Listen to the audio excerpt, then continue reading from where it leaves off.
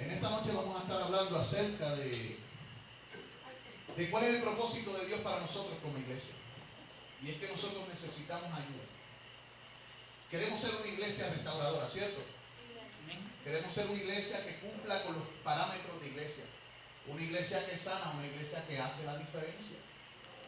Y vamos a estar dando una serie de estudios bíblicos en la medida de las posibilidades que Dios nos conceda acerca de trabajar con el corazón de cada uno de nosotros. Vamos a hablar acerca de la amargura, vamos a hablar acerca de la sanidad interior, cómo trabajar con nosotros mismos para luego poder trabajar con ¿quién? Con las demás personas. Nosotros necesitamos esto. Pero primero para entender por qué lo estamos haciendo es por causa del llamado que Cristo nos hizo. Como iglesia, Cristo nos ha hecho un llamado a nosotros. Y ese llamado está en el 61 del libro de Isaías.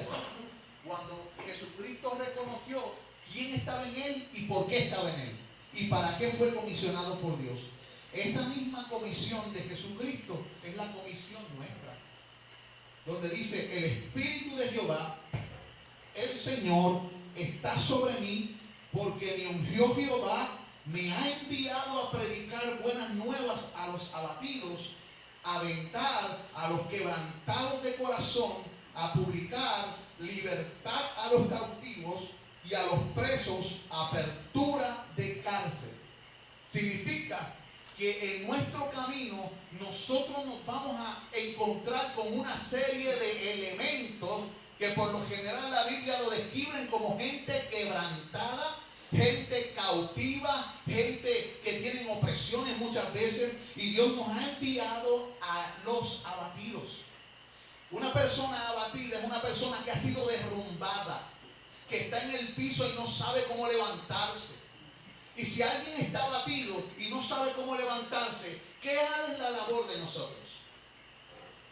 Extenderle una mano para que él se pueda levantar. Pero para que se pueda levantar tenemos que hacer lo mismo que Jesús hizo con nosotros.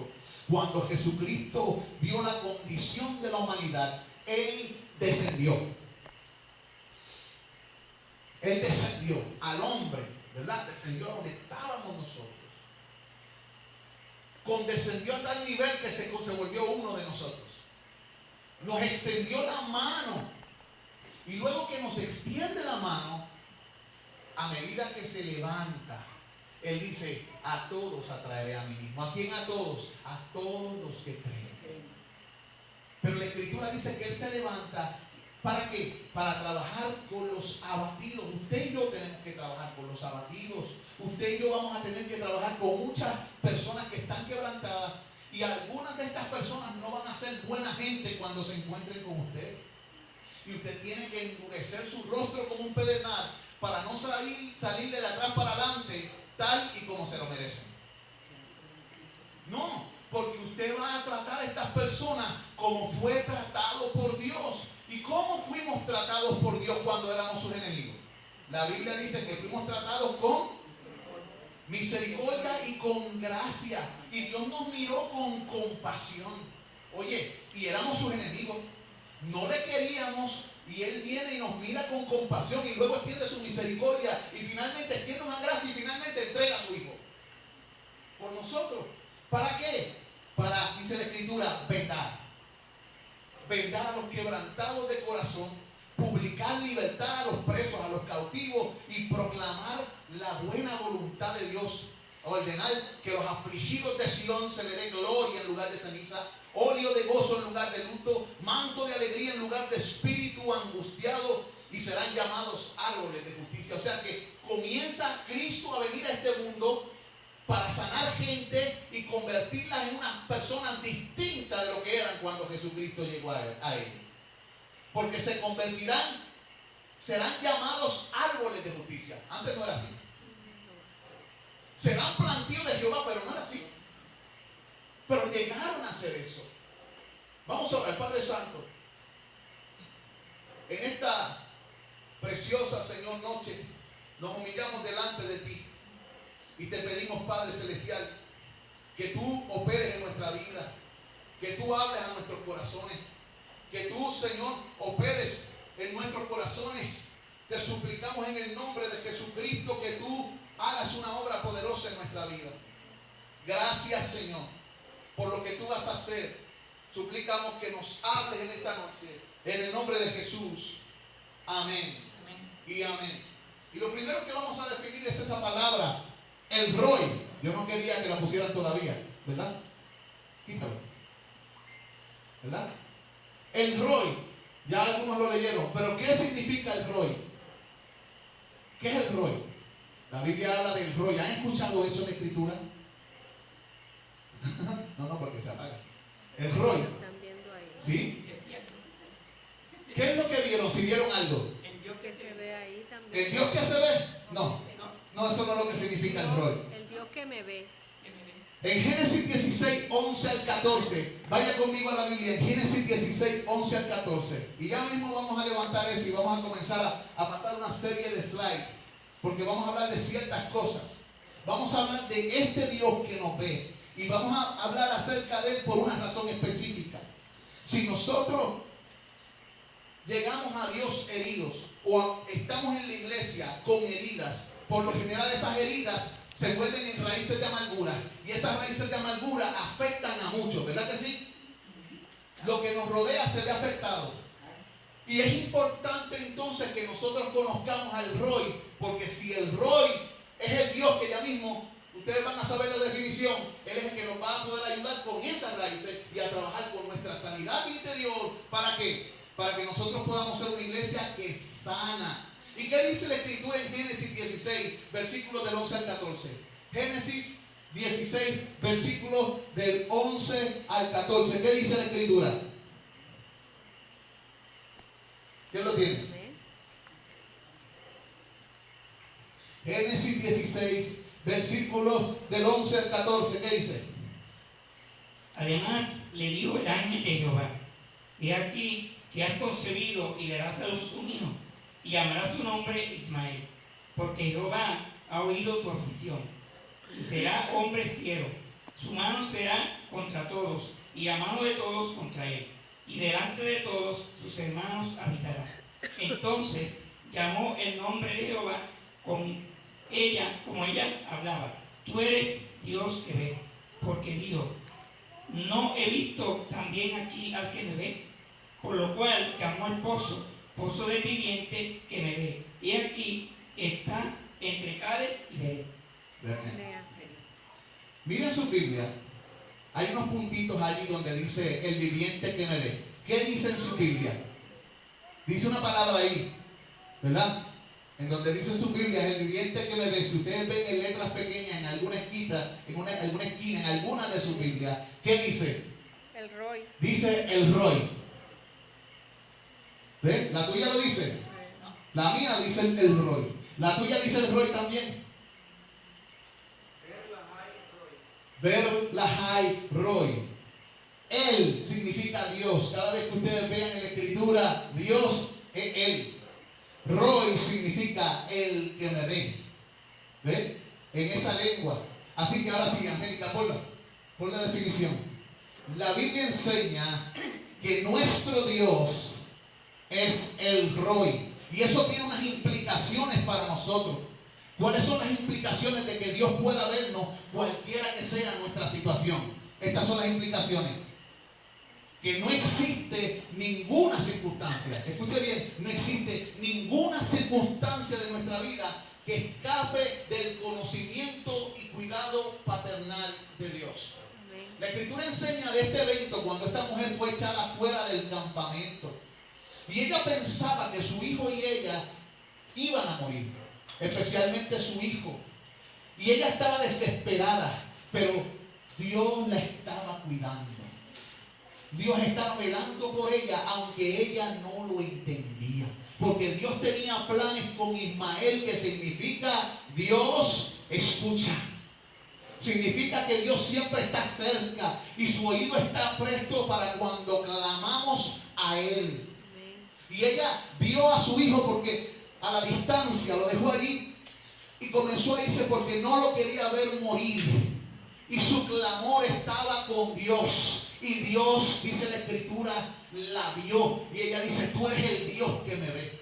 Y esto es importante que tú lo entiendas, porque tú estás viniendo a esta iglesia y llevas tiempo en ella y posiblemente tienes en tu vida ciertas heridas que no has podido trabajar con ellas, ciertas amarguras que te han perseguido toda la vida, ciertas cosas que no sabes cómo lidiar. Y Dios te dice, mira, yo soy el Roy. Es tiempo de que tú me conozcas. Es tiempo de que tú sepas que yo sé lo que estás haciendo. Yo sé lo que estás pensando. Yo sé en qué parte del camino te encuentras. Y si es una escalera a la vida, yo sé en qué escalón tú te encuentras. Y puedo y estoy habilitado para trabajar contigo en la condición más desesperante que tú tienes. Amén. Porque yo soy el Roy. Aleluya. Eso es lo que Dios está diciendo en su palabra. No existe. La Escritura en el Salmo también dice algo parecido. En el Salmo 139. Lo tengo por aquí, Salmo 139, los versículos 7 al 12. El salmista clama diciendo, ¿quién puede leerme eso? Otra persona que me lea ese texto. Pásaleselo ahí a Luchi o ajeno. 139, versículos del 7 al 12, con fuerza, con voz de trompeta, Isaías.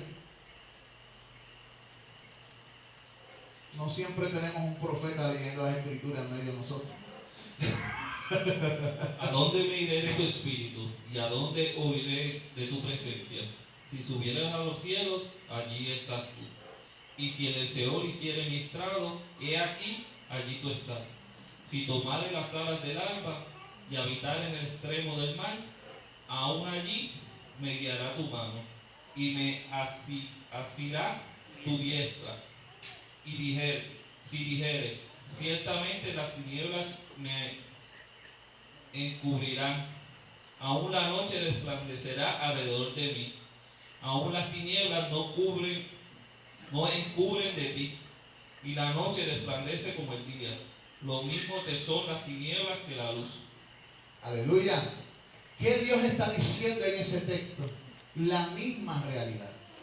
Muchos de nosotros no queremos que se sepa aquello por lo que estamos atravesando, lo cual nos mantiene cautivos a aquello. Escuche bien, que muchas veces nos lleva a actuar como actuamos.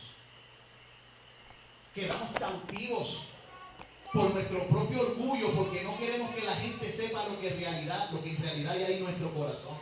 Y Dios te está diciendo, deja de estar construyendo. Yo te conozco. Aún las cosas que tú haces en la oscuridad son conocidas de mí. Ahora, no tienes que permanecer en la oscuridad. Dios es luz.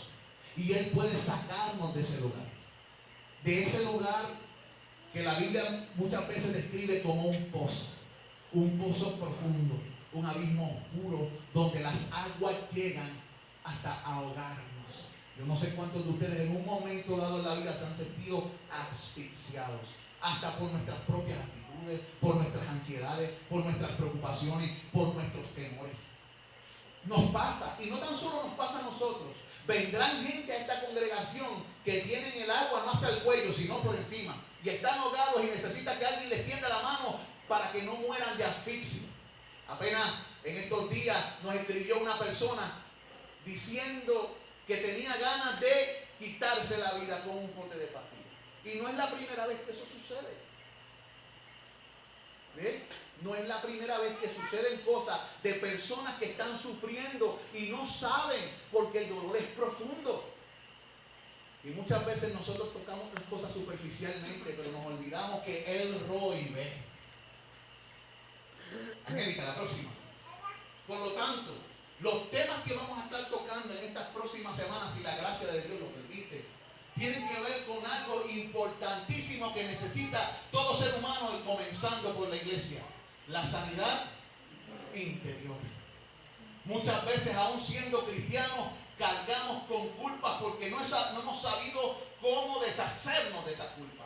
Sabemos intelectualmente lo que Cristo hizo, pero no lo hemos podido de alguna manera experimentar en nuestro espíritu y vivir en esa libertad que Cristo ha prometido por nosotros, pero Él quiere darnos libertad. Así que vamos a estar discutiendo las raíces de amargura, cómo se originan y nos estorban. Y en clases subsiguientes hablaremos de cómo tratarlas y cómo removerlas y cómo vivir en la libertad gloriosa de los hijos de Dios. Y lo primero que tenemos que entender es lo siguiente: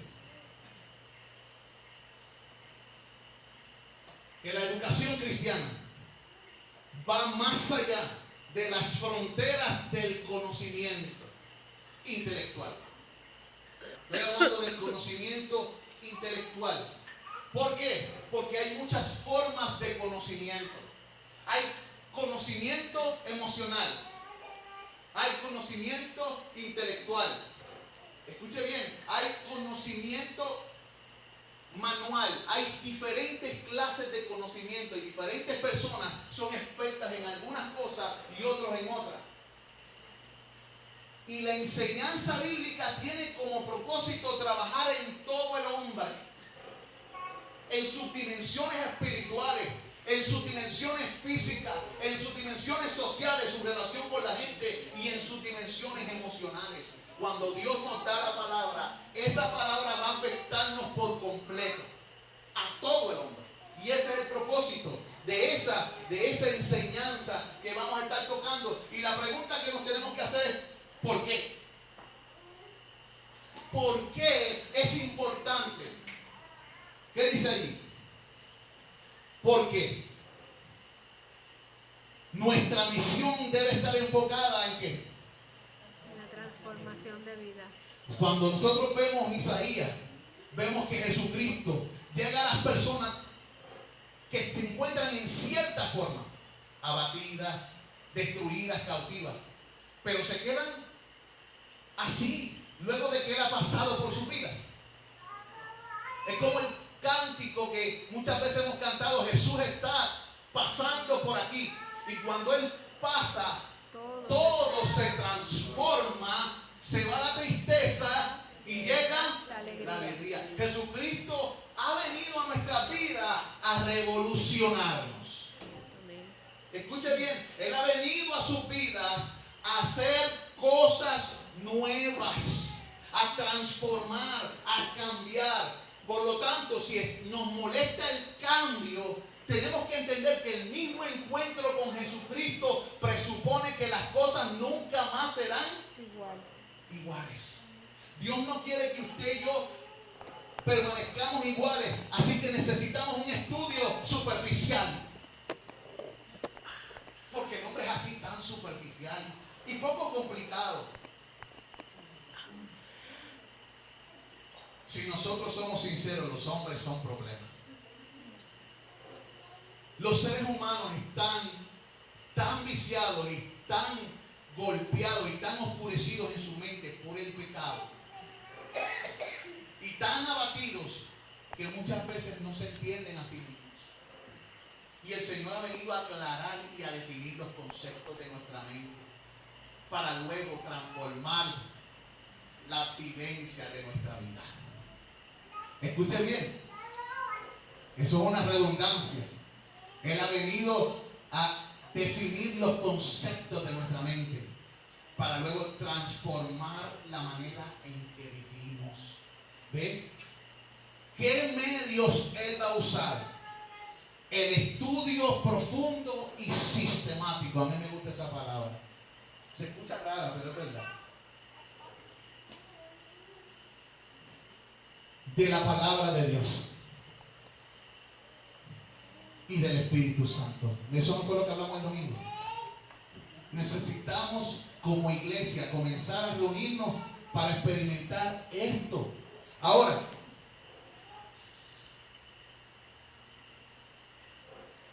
en Hebreos 4:12, ¿qué dice la Escritura? En Hebreos 4:12, la palabra de Dios dice algo bien tremendo. ¿Me lo pueden buscar y leer?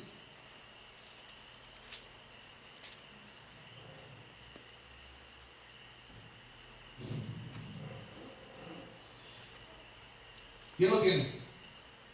Un micrófono para mí. Ciertamente. ¿Cómo? Dame el tuyo. Dame el tuyo. Ok. Ciertamente la palabra de Dios es viva y poderosa y más cortante que cualquier espada de dos filos. Penetra hasta lo más profundo del alma y del espíritu, hasta la médula de los huesos, y juzga los pensamientos y las intenciones del corazón. Según ese texto, ¿qué es lo que quiere decirnos ese texto? ¿Cuál es la idea principal de ese texto, Lucy? Del texto leído acerca de la palabra. ¿Qué Dios quiere llevarnos? La idea principal del texto, según tu entender.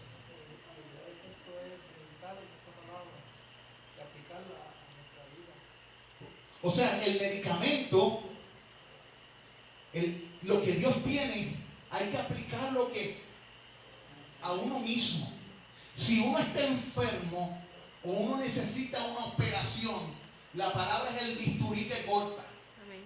Para llegar al lugar en donde está el problema. Dios básicamente por medio de esa palabra dice que esta palabra de Dios sobrenatural tiene la capacidad de llegar donde está el problema en el corazón humano. Tal vez la palabra del hombre no puede lograr eso, pero la palabra de Dios sí. ¿Por qué? Cuando un carro tiene un problema, ¿hacia dónde nos referimos? Al mecánico. Al mecánico. Y el mecánico, si no sabe acerca del motor de ese carro, ¿hacia dónde se refiere? Al libro de instrucciones. ¿Verdad que sí? Y el domingo dijimos que Dios nos ha dejado un libro de instrucciones para trabajar con quién. Con el hombre que tiene un problema. ¿Cuál es el problema del hombre? El pecado. El pecado ha distorsionado su vida a nivel de que él no tiene control de muchas cosas, incluyendo sus emociones. No sabe usarlas bien. Pero Jesucristo ha venido ¿a qué? A hacer todas las cosas nuevas y a poner en nosotros dominio propio para que tengamos control de esas cosas. ¿Oyó? Y así como el espíritu se sujeta al profeta, también nuestras emociones deben estar sujetas a nuestro espíritu. Y Dios nos da la herramienta de la palabra para que entendamos cómo hacerlo. Y Hebreos tiene como propósito que nosotros usemos la palabra para cortar y operar y recibir de Dios lo que Él tiene para nosotros. Y Dios se propone hacer sanar nuestra vida. Mire, vaya allí. Viva y eficaz y más cortante que toda espada de dos filos, penetra hasta partir el alma. ¿Ve? Llega a los lugares donde el ser humano no puede llegar. Y el espíritu.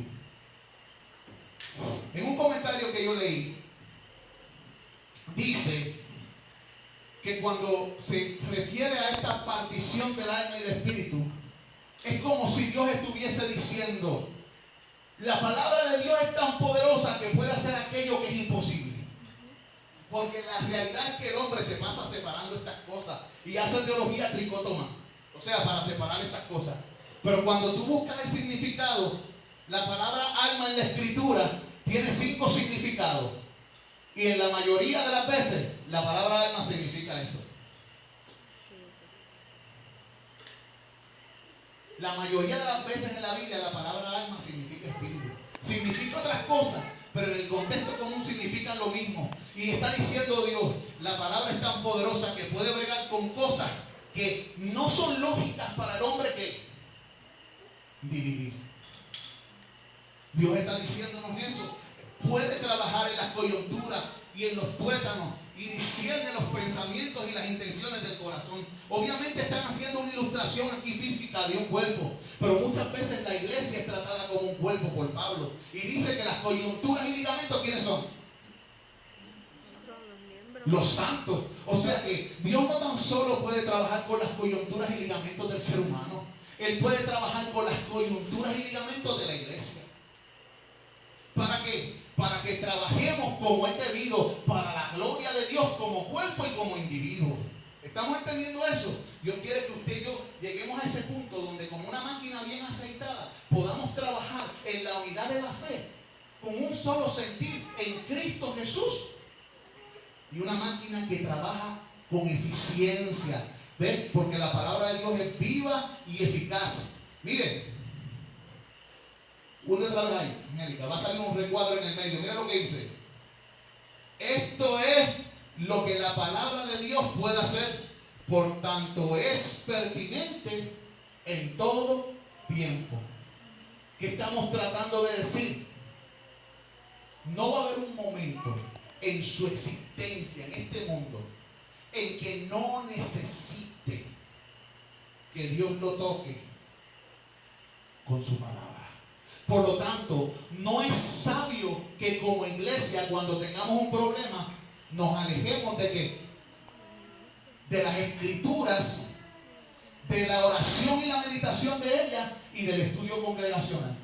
Eso no es sabio, porque Dios ha escogido este medio para operar tanto a su pueblo como a los que salvará y se llegarán a ser parte de su pueblo. ¿Estamos entendiendo esto? Es importante. Ok, póngala ahí. ¿Tú me puedes leer eso, Luchi?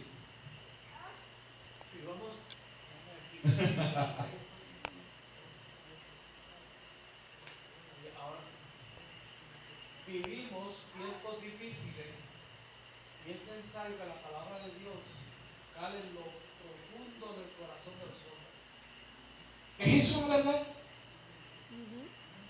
¿Estos tiempos son tiempos fáciles? No. ¿Pero cuándo lo han sido? Desde que el hombre cayó y pecó y se separó de la vida, ¿cuándo han sido tiempos fáciles? La historia, hay subidas y bajadas. Hay grados de maldad que suben hasta el colmo. Hay juicios sobre las naciones y luego se repite el ciclo sobre muchas naciones, reinos y lenguas.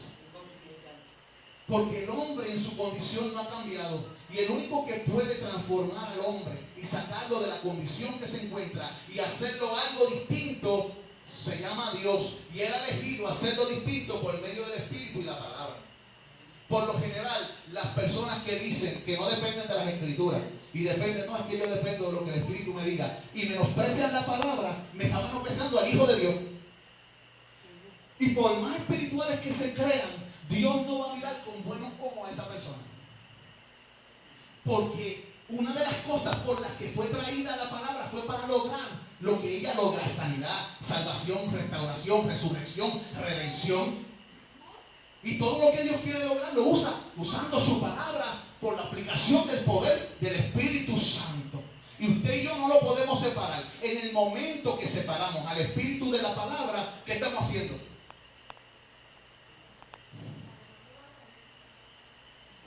Nada.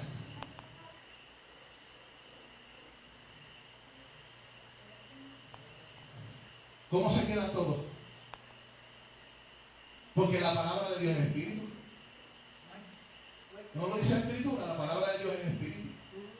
Por lo tanto, decir, yo dependo del Espíritu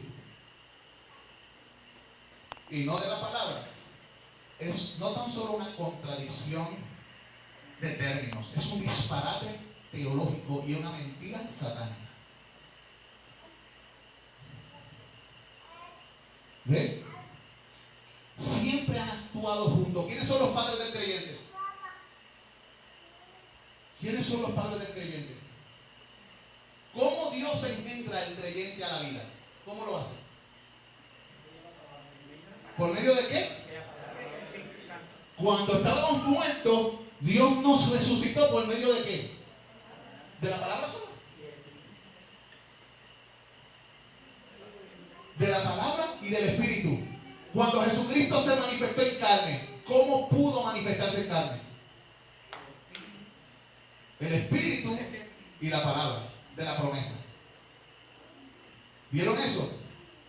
Cuando el creyente viene a la fe, ¿cómo viene a la fe? Por la palabra y por el Espíritu. ¿Qué dice la Escritura en Juan 3? Si no naciere del agua y del Espíritu, no puede ver el reino de Dios. Hay gente que piensa que ahí está hablando del líquido amniótico. Sí, porque usan el término, ¿no? Así como los hombres nacen del líquido amniótico y eso es agua, y nacen físicamente, así también tienen que nacer del Espíritu. Tiene cierto grado de realidad, pero en otra parte de la Escritura comparan al agua con ¿qué? En muchas partes de la Escritura el agua es comparada con ¿qué? con el efecto limpiador, purificador y regenerador de la palabra. ¿Ven? Ahora,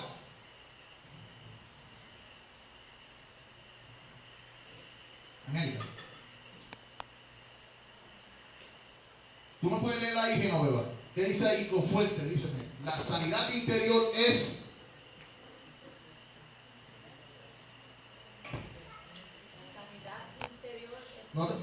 Ajá. La sanidad interior es un Ok. ¿Lo tienen que tener? Ahí. A ver. La sanidad interior es un concepto vinculado directamente con el contenido del Evangelio.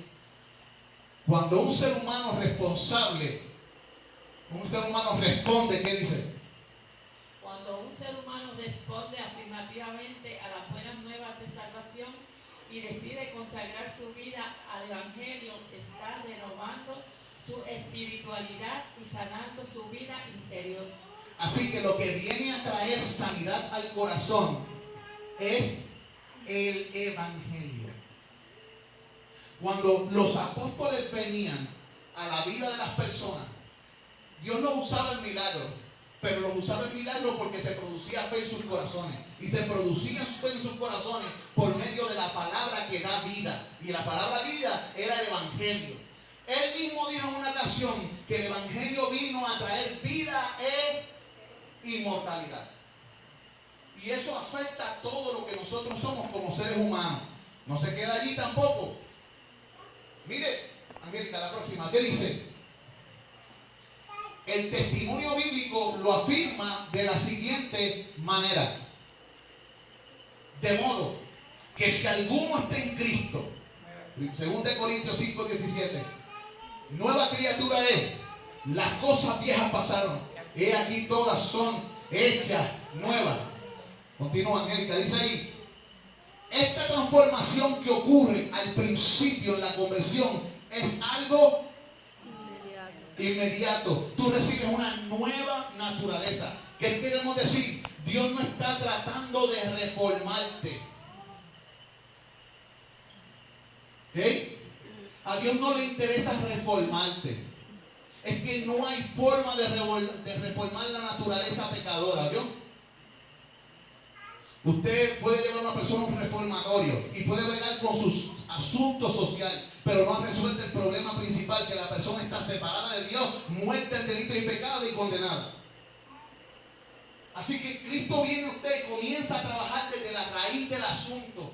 Él comienza a trabajar inmediatamente y a su vez progresivamente por medio de esta palabra que la Biblia le llama la regeneración. Y la regeneración, la mayoría de las personas la conocen como el nuevo nacimiento, y es una consecuencia de la obra del Espíritu, de la palabra y del perdón de Dios.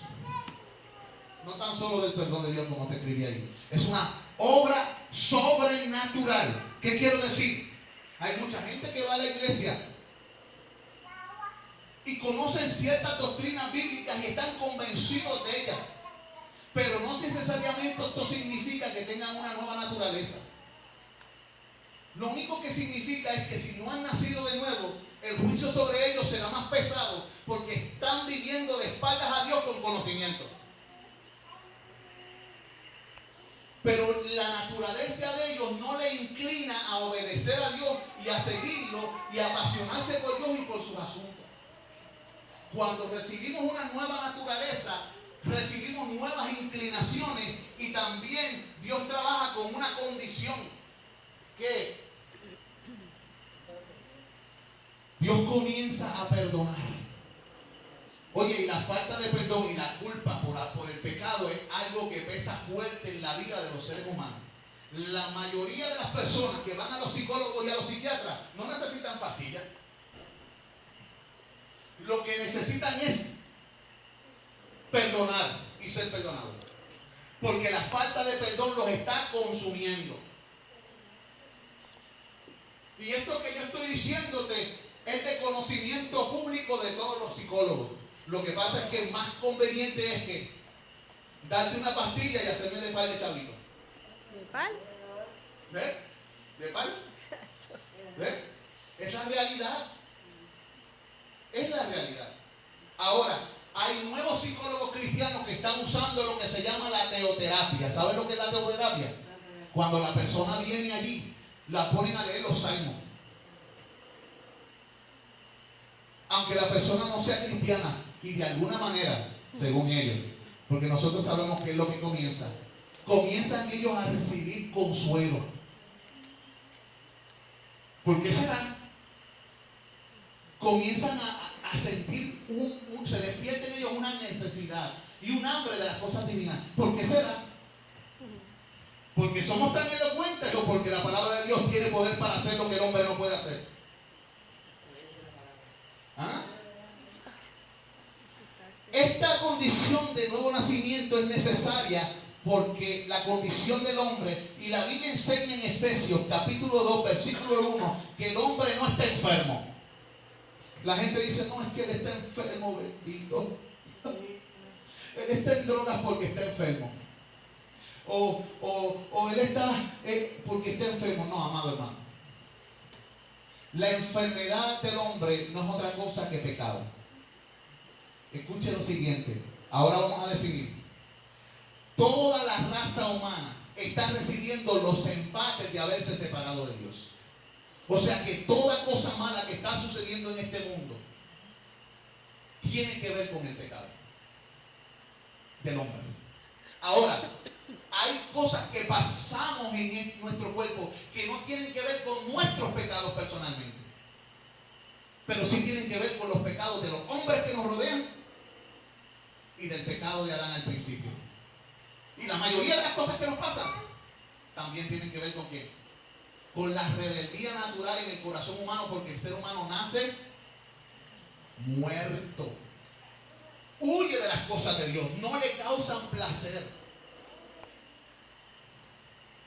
Muchos de ellos buscan razones intelectuales para no acercarse a Dios, pero el problema mayormente no es nada intelectual.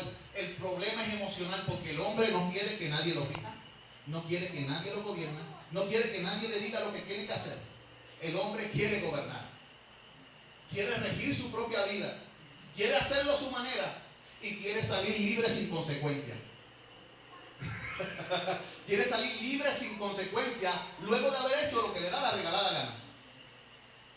Dios es misericordioso y viene a traer sanidad entonces a gente que no es buena, porque Él es un buen doctor y Él ha venido a salvar gente perdida, a llamar a gente pecadora y a resucitar gente que está muerta espiritualmente, porque de alguna manera en su corazón Él ama a la gente, porque Dios es amor. ¿Tú quieres decir algo, hermano? Sí, estaba leyendo en el periódico esta semana en un círculo así, y decía que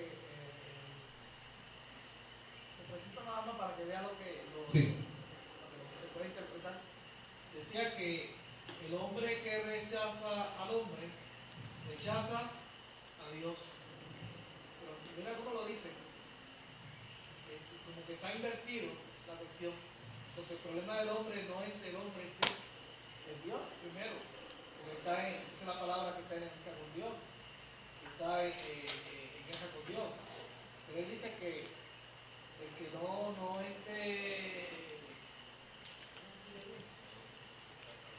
el hombre que rechaza al hombre rechaza a Dios. O sea, primero pone al hombre y lo segundo que pone a Dios. Ajá. Mira. Pero para mí, como que eso como que no cuadra, porque el problema del hombre es Dios primero. O sea, el hombre tiene que buscar hacer las paces con Dios. Porque Exacto. Dios da el perdón porque dice, justificado pues por la fe, Tenemos paz para con Dios. Y cuando hay paz para con Dios, podemos trabajar con el hombre. Ahora, ¿en qué manera los conflictos humanos son un atentado contra Dios? Cuando nosotros nos molestamos y herimos a nuestro prójimo, ¿contra quién estamos pecando? Contra Dios. En ese sentido, si es eso lo que está tratando de decir la persona, es que está diciendo que nosotros golpeamos muchas veces con nuestras actitudes y pecados la imagen de Dios en el hombre que está en nuestro prójimo. Porque todo pecado de hombre contra hombre, realmente ¿contra quién es? Contra el Creador. Es una afrenta directa contra el Creador. Si es eso lo que significa, pues está dando en el clavo. Ahora, si está diciendo el individuo lo otro, lo que se mencionó, pues entonces las cosas hay que, ¿verdad?, que cambiarlas un poquito. En la próxima dijimos que una cosa es reformar y otra cosa es regenerar. La gente se pasa hablando por ahí de que son reformados. Y yo entiendo lo que quieren decir. Cuando esto de la reforma comenzó era que Lutero quería reformar la Iglesia Católica. Pero el problema es que la Iglesia Católica, cuando tú la estudias históricamente, la Iglesia Católica no es parte del cuerpo de Cristo.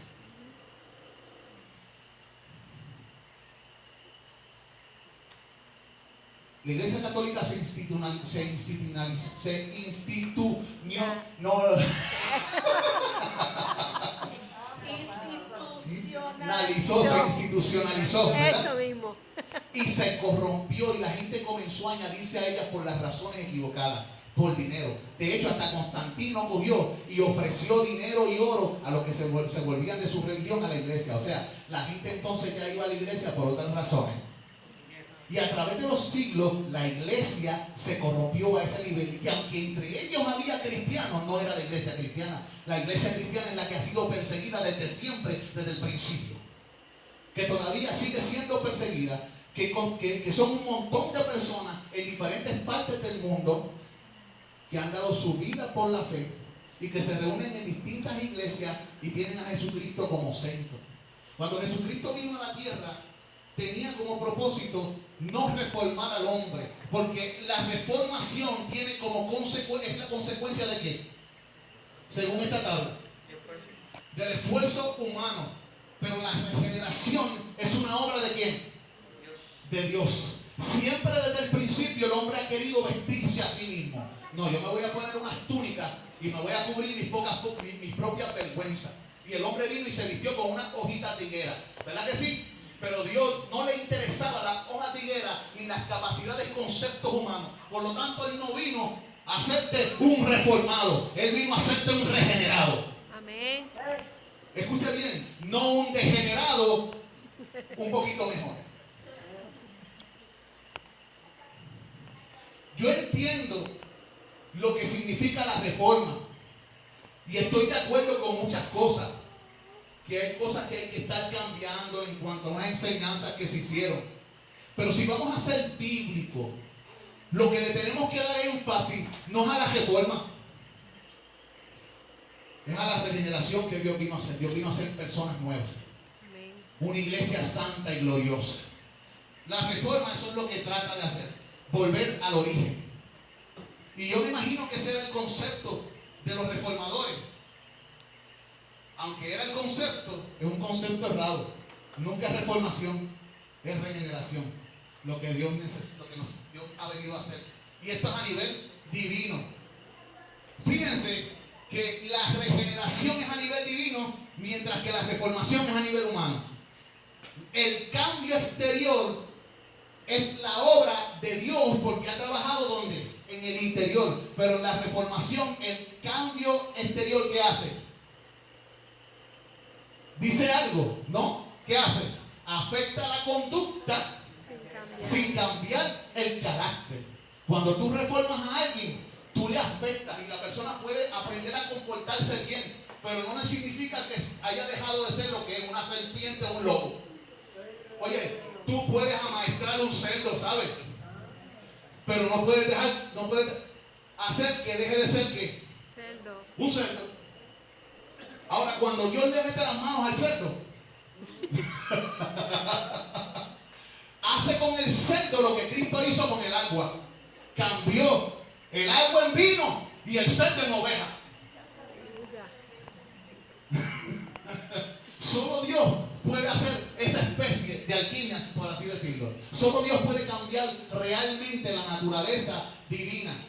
La regeneración afecta la conducta, o sea, la parte exterior por medio de ¿qué? Del carácter, de la formación del hombre interior por medio de la palabra y el espíritu aplicada a la vida del hombre. Pero la reformación es algo que tú adquieres, permanece, como ya mencionamos. Es un logro que no lleva al hombre al cielo. Lo hace humanamente, según los parámetros humanos, Moral. un hombre moral. Hay gente moral que se comporta mejor que los cristianos, ¿saben? Y no es malo ser un hombre moral. El problema es que al final de todas las cosas, cuando esa persona se enfrente con Dios, no necesariamente porque tú seas un hombre moral significa que tú estás bien con Dios. ¿Ven? Y ese es el error que muchos cometen. Yo voy a la iglesia, yo hago esto, yo hago lo otro, yo hago buenas obras, yo no fumo, yo no mato a nadie, yo no veo el guardia. Y cualquier persona puede aprender a tener una conducta buena sin Cristo. Y eso es así. Con mucho esfuerzo podemos comportarnos humanamente hablando, pero eso no nos lleva, escuche bien, a renacer espiritualmente.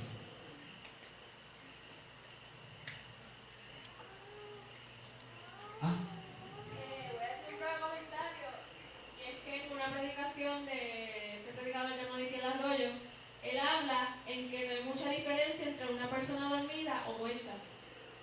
Y a pesar de que la persona dormida pues pueda ir a una iglesia, pueda tener conocimiento, pero no significa que está despierto espiritualmente hablando. Entonces no lo puedes diferenciar entre un muerto, que simplemente puede ser de carácter de moral, pero no conoce a Cristo, que una persona que está dormida, que supuestamente conoce a Cristo, pero está como que viviendo como un muerto, pero en la iglesia.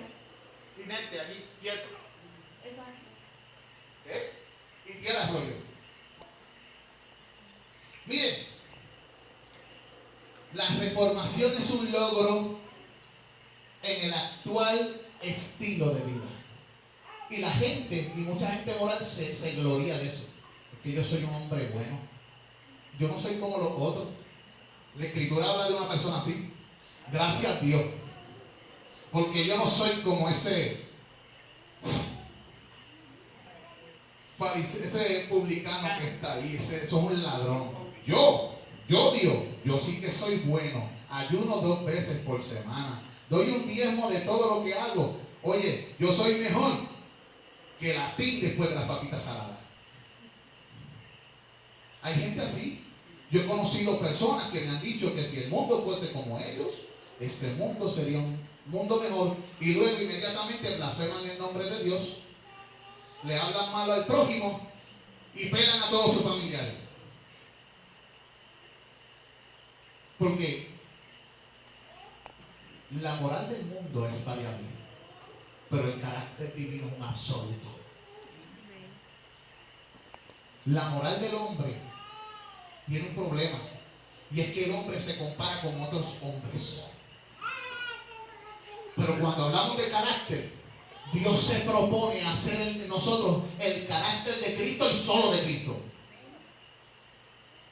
Él no quiere que tú te compares con nadie ni por nadie.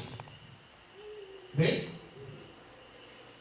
En la regeneración, en esa vida nueva, hay una nueva ley que libera al hombre del pecado. La moralidad no trata el problema del pecado. La reformación no hace eso. Porque el pecado vive en el hombre cuando nace. La Biblia dice que el pecado fuimos concebidos. Por lo tanto, para tratar con el hombre, primeramente tiene que ocurrir algo supernatural. Algo sobrenatural.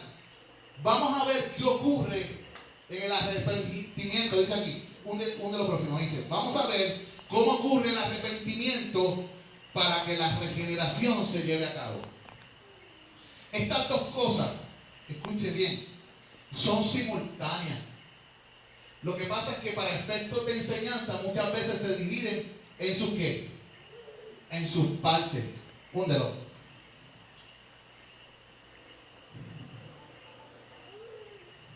Ponte otra vez. Ajá.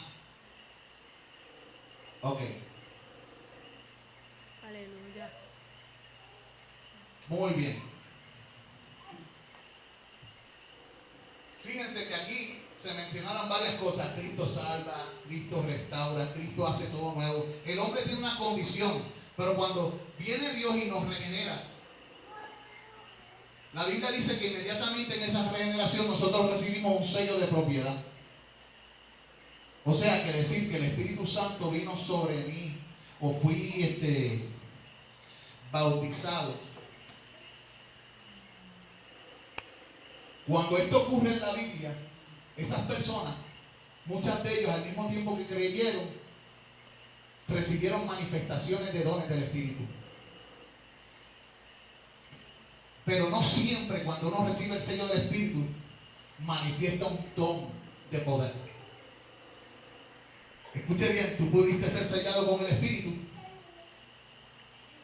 y tienes el don de la enseñanza, pero ese don se tiene que desarrollar y no se manifiesta así de cantazo como otros dones. Pero no significa que la persona no tiene el sello del Espíritu ni ha pasado a ser propiedad de Dios. Una de las cosas que tenemos que aprender es la siguiente: Cristo salva, nos ama, nos perdona y nos restaura. Cristo nos sella con el Espíritu Santo. Él produce el arrepentimiento y dice la Escritura que por medio del Espíritu nos da parte del carácter de Cristo. Todas estas cosas que nosotros le conocemos como el fruto del Espíritu no es otra cosa que el carácter de ¿quién? De Cristo. Que el carácter de nuestro Señor Jesucristo. Úndelo otra vez. Ok, vuelvo a hundirlo otra vez. Este proceso es lo que la iglesia cristiana le llama, ¿cómo? Conversión. Es en el momento en que una persona se da cuenta de lo que está sucediendo en su vida y ocurre un cambio de rumbo. Conversión. Y allí mismo hay un arrepentimiento. El arrepentimiento es un cambio de mente. La conversión es cuando ese cambio de mente se manifiesta en hechos. Porque antes de que la persona se arrepienta, la mente tiene que volver en sí. No fue lo que le pasó esto al hijo al hijo pródigo. La Biblia dice que él volvió en sí. Y luego que volvió en sí, que tuvo esa conversión interior en su mente, en su espíritu, afiló sus piernas en dirección a su Padre. Y así mismo ocurre con el ser humano. Tiene un cambio de mente, arrepentimiento, metanía, se dice realmente. No metanoia, metanía. Cuando ocurre la metanía, ocurre también una metamorfosis, un cambio de forma. Recibe una nueva transformación interior por el Espíritu Santo. El gusano que era se convierte en una mariposa. Pero ahí mismo también ocurre la conversión y se vuelve la persona hacia Dios. Y en ese momento la persona se da cuenta que necesita un cambio de rumbo, ¿verdad? Si usted no ha experimentado el cambio de mente, le invito a que reconsidere lo que es su vida y confiese sus pecados a Dios y le pida perdón para que pueda recibir, escuche bien, todo esto, una nueva vida en Cristo Jesús.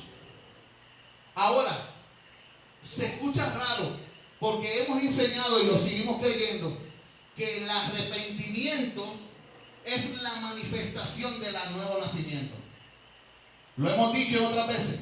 Pero la verdad es que el arrepentimiento, la fe y el nuevo nacimiento son cosas que ocurren simultáneamente.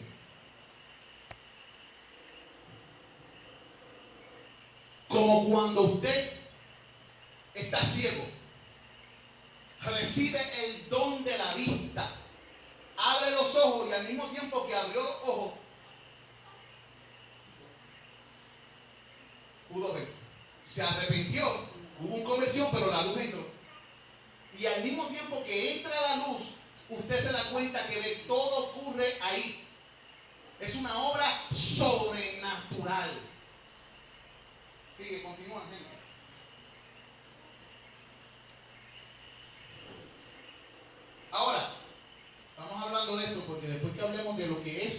somos, vamos a hablar de cómo sanar a una persona que está herida, aunque sea cristiana. ¿Ok? El peregrinaje espiritual y el desarrollo del cristiano, ¿qué dice ahí? Son el proceso que llamamos santificación, el cual es y debe ser progresivo. Usted no nace de cantazo adulto. La única persona que nació adulta en la Biblia, ¿quién fue? Y por eso dicen que no tenía que madre. Betty Botton. Dicen que no tenía ombligo porque ese hombre no tenía madre.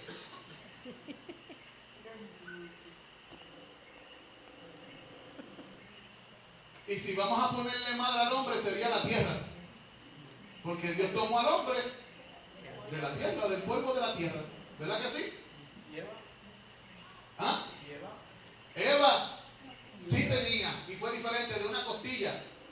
Tampoco tenía mamá. ¿Eh? Era por lo que se llama generación. Fue una mujer creada por generación. Dios hace lo que le da la gana.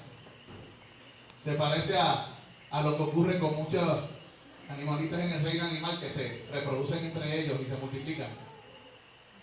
Pero ¿por qué no salió igual y salió hembra? Eso es un asunto de quién, de Dios. ¿Tú tienes alguna pregunta, hermano? ¿Sí? ¿Tú tienes alguna pregunta? Ah, ok. Que comenzó así, yo creía que tenía alguna duda o algo así. Mira, así como nuestro cuerpo físico, otra vez, Angélica, ¿lo tienen ahí? Según esto, todas las personas han tenido ¿qué? Una formación y un desarrollo natural en la vida. No es una evolución como ponen en las fotos, que ponen a un mono que va levantando hasta que se convierte en un hombre. No, es un hombre, escucha bien, que va encogiéndose hasta que cae de rodillas y reconoce que para creer que el hombre hizo a Dios del mono hay que ser un mono.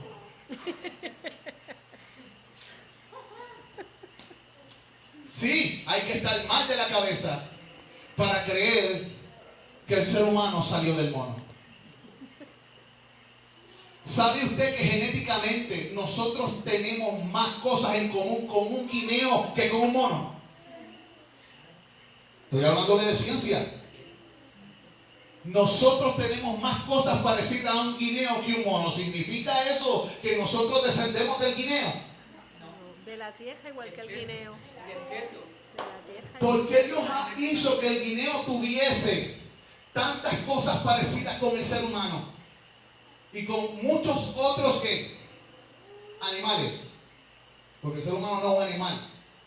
Escuche bien. Nos parecemos pero no somos lo mismo. Aunque algunos se comportan como animales. ¿Y tú sabes por qué se comportan muchos como animales? Porque desde la escuela le están diciendo que nacimos de los animales. Y se olvidan que somos seres humanos. Sinceramente, esto es sentido común. Para que el ser humano se pueda nutrir de las cosas y el producto de la tierra. Las cosas de la tierra tienen que tener la misma naturaleza de aquel que se alimenta de ella. Porque de otra manera no lo alimentaría. ¿Cómo me puede alimentar un vegetal o un guineo si no tiene cosas en común conmigo? Si no tiene cosas en común conmigo, mi cuerpo lo rechazaría. Pero teniendo cosas en común conmigo, mi cuerpo lo acepta, lo puedo digerir y puedo nutrir mi cuerpo. Así mismo son las cosas espirituales.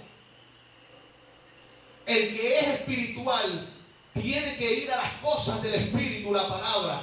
Y a medida que como está vivo espiritualmente, entra la palabra actúa en él y lo nutre su espíritu y transforma su alma. Lo mismo. ¿Estamos captando esto? Y eso no lo enseñan en las escuelas cuando es la pura verdad. Lo enseñan los científicos en los simposios grandes. Pero las escuelas donde deberían enseñárselo a nuestros niños, no lo enseñan. Próximo.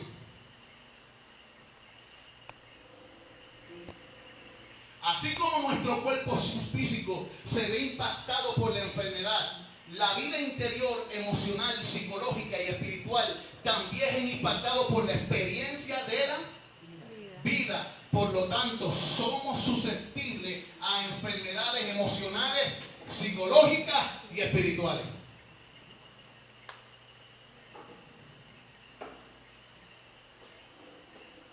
Asimile eso en su espíritu. Así como nuestro cuerpo físico se ve infectado por la enfermedad, así mismo sucede en el área espiritual. Y todo esto tiene que ver con ¿qué? Con una sola fuente. La razón de toda enfermedad, tanto física, emocional, social como espiritual, se llama separación de Dios, pecado. Porque Dios es salud, Dios es vida. ¿Oyó? Dios es vida, Dios es esperanza, Dios es amor, Dios es constancia. Usted no lo verá nunca sufriendo de depresiones.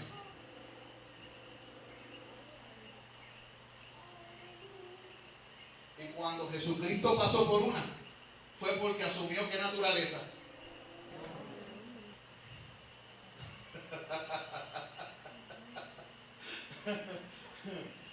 Asumió nuestra naturaleza. Y fue probado en todo para ser un mediador efectivo. Y para él poder compadecerse de usted y de mí. ¿Estamos entendiendo eso? Para que no digamos como muchos, no, lo que pasa es que él era Dios. Próxima, Angélica. Quienes se han dedicado a estudiar y a profundizar en este tema se valen de estos recursos interdisciplinarios. ¿Ven? Sociología, psicología, historia humana, economía, derecho, ciencia política y antropología. Estudia el hombre. Síguelo por ahí, Angélica. Uno de sus fundamentos consiste en el desarrollo del poder terapéutico del perdón. Es lo que estamos hablando. Mucha gente usa esos métodos. No son malos esos métodos. El problema es cuando ponemos nuestra confianza en ellos, porque son métodos humanos para reformar. Pero Dios trae métodos divinos para regenerar, para santificar y para glorificar al hombre y transformarlo de gloria en gloria. No son malos, pueden ayudar en algunas áreas, pero no es donde debe reposar su confianza. Y ese es el problema del ser humano. Siempre ha confiado más en Satanás y en el hombre que en Dios. ¿Usted no ha visto eso? El ser humano siempre confía más en Satanás, en los otros hombres, que en el que lo hizo, mostrando la clase de ceguera en el que se encuentra. ¿Cómo? Pero ¿qué sucede? Cuando confiamos en el diablo y también en los hombres y ponemos al hombre por nuestro Salvador, recibimos las consecuencias. Somos quebrantados, padecemos depresiones, ataques de traición, ataques de víctima, y luego nos preguntamos por qué. Esto nos pasa porque le damos la espalda al único que nos ama de manera incondicional y que le ama a usted, y usted nunca le podrá retribuir. La gente siempre está buscando recibir algo de alguien, pero no hay nada que Dios pueda obtener de nosotros. Toda gracia y toda cosa buena Él la da. Si usted tiene algo bueno en usted, es parte de la imagen borrosa de Dios. ¿En quién? En nosotros. Si esa imagen borrosa se está aclarando, es la obra del Espíritu Santo y la palabra de nosotros. ¿Ven? Que el Espíritu Santo no nos dejó solos y está trabajando con nuestro corazón. Próximo, Angélica.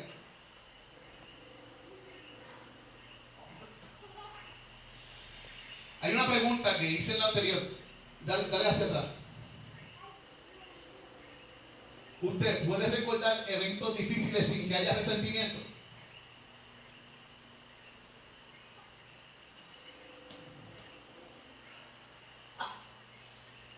¿Cuántos aquí pueden recordar eventos traumáticos sin que haya ninguna especie de resentimiento ni dolor, ni molestia, ni mala actitud, ni mal comentario, ni absolutamente nada. Que uno esté como si nada. Algo que le hayan hecho terrible. ¿Cuántos de ustedes les gusta mentir?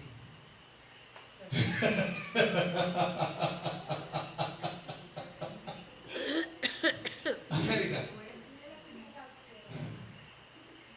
¿Se puede lograr? Sí. Pero solamente hay un medicamento para eso.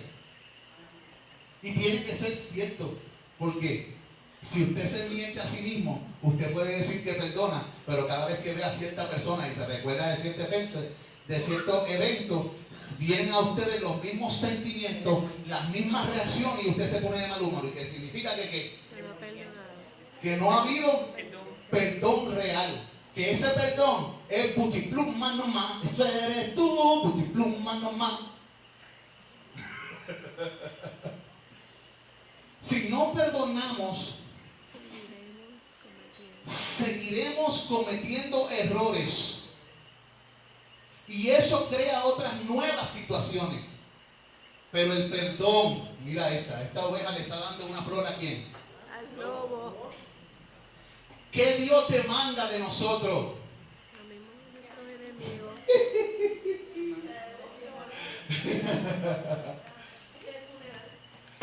Amar a vuestros Enemigos.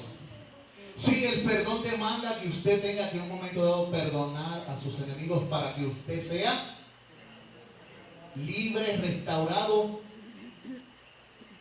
y que el resentimiento y la amargura salgan de su vida. O sea, realmente el que queda libre es el que perdona. Amén. Si lo hace de verdad. Y el perdonado puede quedar libre si hay arrepentimiento en él. ¿Ve eso? Si no está arrepentido, usted lo perdona, pero él va a permanecer prisionero de su propia conciencia. La Biblia lo dice de esta manera: mientras sea de vuestra parte, estad en paz con todos los hombres. Próxima. A eso nos referimos cuando hablamos de sanidad interior, la que evidentemente requiere un proceso que toma tiempo y desarrollo espiritual.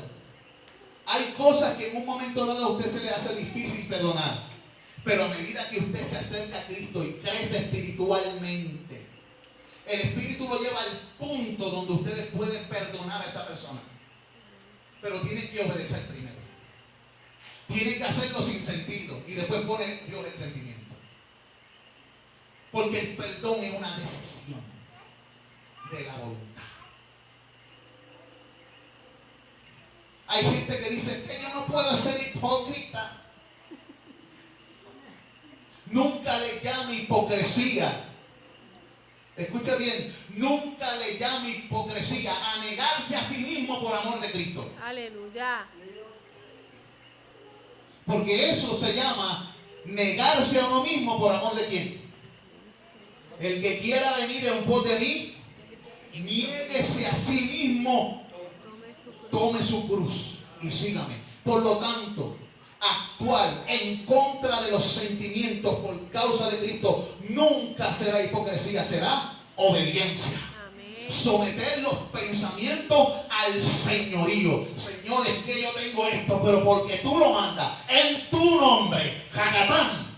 Y el Espíritu, como le obedeciste, se encargará de limpiar las reminiscencias que consumen tu vida, porque sometiste tu corazón y tu pensamiento al designio del Dios viviente. Y comenzará una sanidad poderosa. Sí, serás libre, porque Dios, que es poderoso, te hará libre. Amén. Aleluya. Próximo. Así que la sanidad interior tiene que ver con ¿qué? Con el perdón. Primero, tiene que ver, el hermano lo habló ahorita, Luchi, con transar tus asuntos con Dios.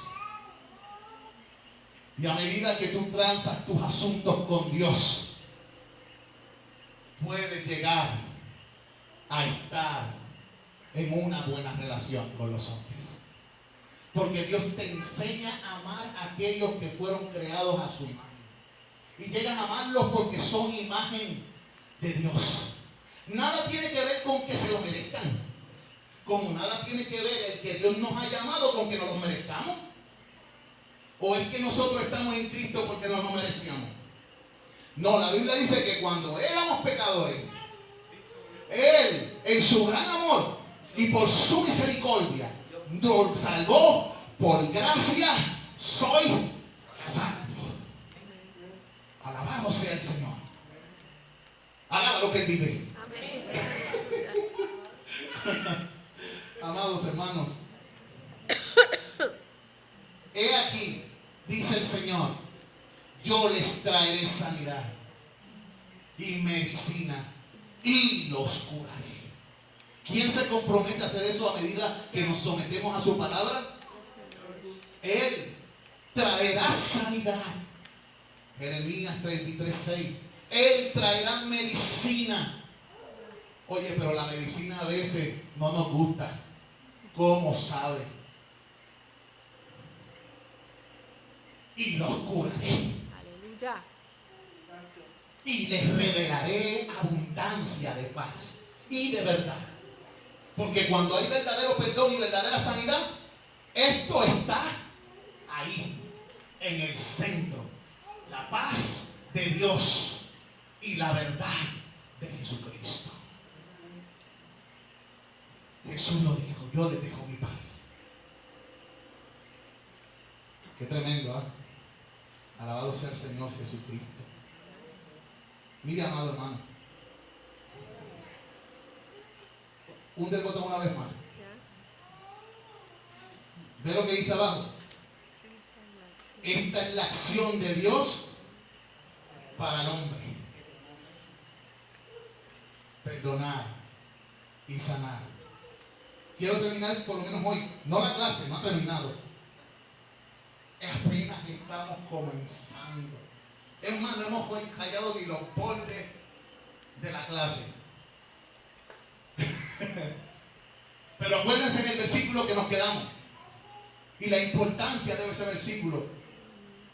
Dios quiere una respuesta de parte tuya. Húndelo. Mire el versículo. Lo conocemos, lo leemos, oramos al respecto de ello. Pero mira lo que Dios demanda. Es como un ruego aquí. Es como Dios diciendo al hombre, ¿por qué insistes en estar enfermo? ¿Por qué insistes en vivir separado cuando puedes vivir cerca de mí? Jesucristo en una ocasión dijo, ¿y no queréis venir a mí para tener vida? Mostrando la rebelión absoluta que había en el corazón de quién? Del pueblo religioso de aquel tiempo. Si se humillara en mi pueblo, sobre el cual mi nombre es invocado. Escucha bien. Toda la humanidad se tiene que humillar delante de Dios. Es una realidad y sucederá. Pero esto es un llamado al pueblo, a los hijos. Dios está llamando a su pueblo a humillarse. Ahí. Aquellos que se llaman del nombre de Jehová. Y como dice en otro texto, juran por el nombre del Dios viviente.